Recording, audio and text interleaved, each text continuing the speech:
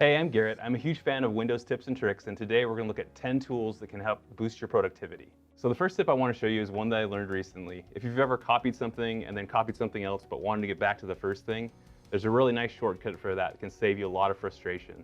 Simply use Windows and then the V key, and I'll pull up your clipboard history. You can easily get back to any of the things that you previously copied. Okay, so the next one comes in really handy when you're doing presentations. If you've ever had a messy desktop and you want to clean up really fast before your presentation, simply go to your desktop, right-click and go to View, and you can hide all desktop icons. You can also go mess with your coworkers by simply doing the same thing on their desktop and just don't tell them about it.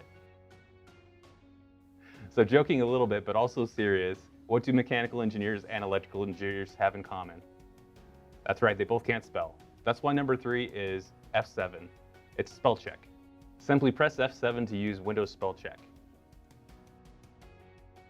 Okay, for SOLIDWORKS users, this one is a game changer. Simply hold Control and drag, and it will copy a component. This works anywhere in Windows to make a copy of a component, but for SOLIDWORKS users, it's huge because holding Control and dragging will also mate a component in place. If you've ever wanted to start it off from where you were the day before, you'll love this one. Simply hold Windows and press the Tab key, and you can get a list of recent documents. Not just SOLIDWORKS files, but all documents in Windows. There's a history, and you can even view the extended history to see all of the documents that you've opened within a given period of time. This is one I literally use every day. Somebody showed me the snipping tool years ago, and now in Windows 10 you can simply hold Windows, Shift, and S to pull up the snipping tool.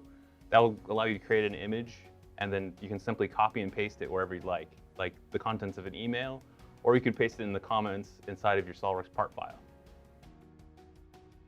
So I was visiting a customer one day, and we were working through an issue, and he opened up a drawing and tried showing me something, and he started typing, and all of a sudden the degree symbol showed up. I was like, how did you do that?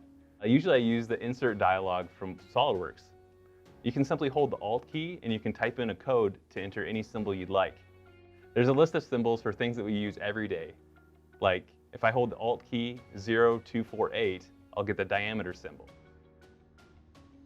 I do both mechanical and electrical design, and it's like working with two different sides of my brain.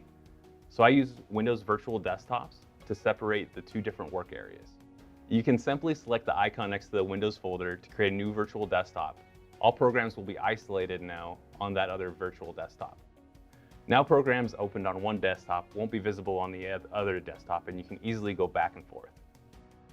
Dark mode. Windows and SOLIDWORKS both have color settings that'll help you ease the eye strain from looking at a bright screen all day. Go to your Start menu and type Color and launch Color Settings. From here you can change between light and dark modes.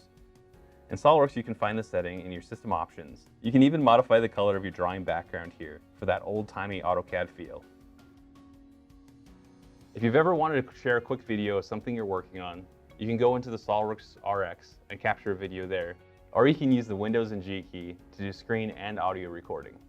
Once you've captured your video, it will be saved to a Captures folder. From here you can share it with whoever you'd like. I hope you guys really enjoyed these tips and tricks. Let me know if you have any good crossover tips. I'm always looking for new ways to be productive. Another friendly reminder, you can always call us for support if you have any questions. Thanks for watching.